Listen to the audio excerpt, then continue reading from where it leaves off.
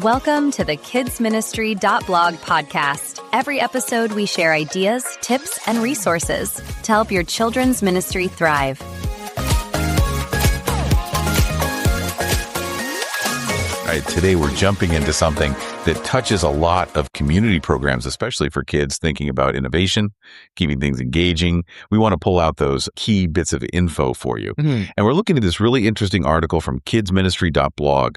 It's called 5 VBS themes that won't have kids saying, we did this already. You know, vacation Bible school, summer programs. Right. And it starts with this perfect example. This kid, Ethan, did pirates in kindergarten, then first grade. Then, believe it or not, again in fourth grade. Wow. Yeah, that really hits the nail on the head, doesn't it? It's this universal challenge. How do you keep things fresh? How do you make sure these experiences actually mean something, especially for kids? Exactly. I've been there, done that feeling. So how do we actually avoid it? The article dives into 5 themes. First up, medieval knights and collecting stuff. This one's from Concordia called Keepers of the Kingdom. Okay. And the cool thing, kids get actual little armor pieces each day, not just paper badges. They mention one kid, Tommy, who apparently wore his full set to church later. That's fantastic. It shows how those tangible elements can really create an immersive feeling. And it sounds like it was really organized, everything tied back to the lesson. Yeah, snacks, games, everything. Seamless. That integration is key. Makes the learning stick, you know? Though they did have to make a no-hitting rule for the pool noodle swords. Some things are just universal with kids, I guess.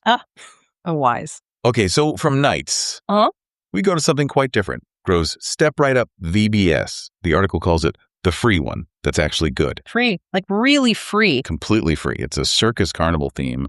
And yeah, videos, graphics, the games, volunteer training guides, all of it. 0 cost. Wow, that's huge. Think about the churches or organizations with, tighter budgets. That opens up so many possibilities. Right. And apparently it passed the Sarah test for having clear craft instructions, which, as the article points out, frees up money for better snacks, like real pizza. Always a plus. That definitely improves the experience for everyone involved. Okay, next theme.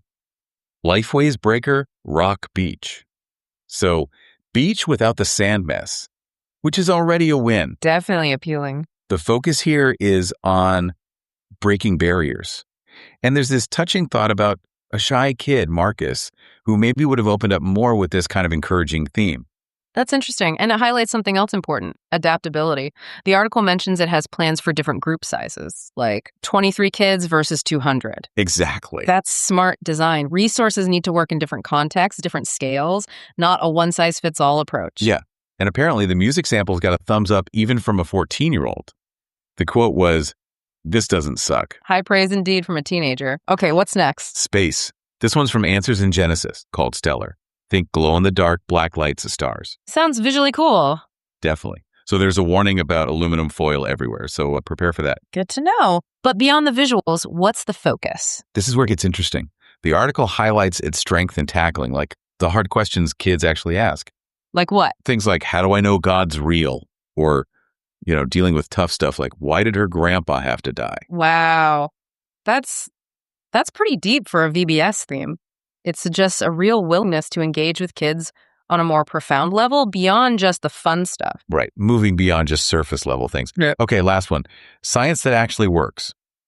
Concordia's Time Lab. Science. Yeah, perfect for those super curious kids like the author's nephew, Ben, who just constantly asks why. So what makes it actually work? The key seems to be pre-tested experiments with exact measurements. Duh. So you avoid the Miss Jennifer's baking soda flop scenario they described. Yes, the dreaded experiment fail. Having reliable, repeatable activities is so valuable. Build confidence with the kids and the volunteers. Totally. And they use the time travel concept to explain some pretty abstract ideas, like Jesus being the same yesterday, today, and forever.